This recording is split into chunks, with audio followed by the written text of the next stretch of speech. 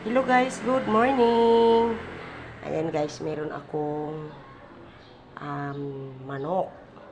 Magtitinula ako guys kasi parang masarap maghigop ng sabaw ngayon.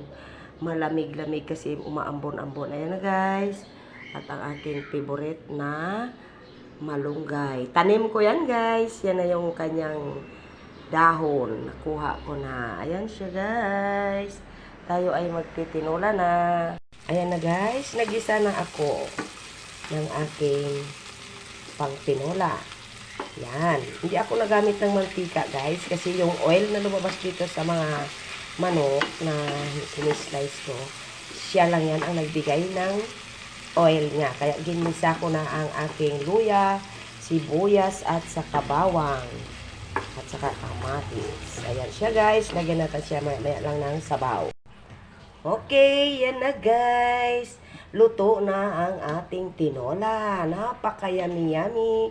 At ang bango-bango ng tinola. Ayan guys, tinikman ko na siya. Super sarap na. Yahoo!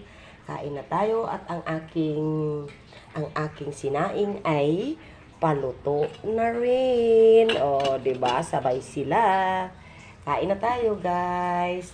Thank you guys. Thank you for watching.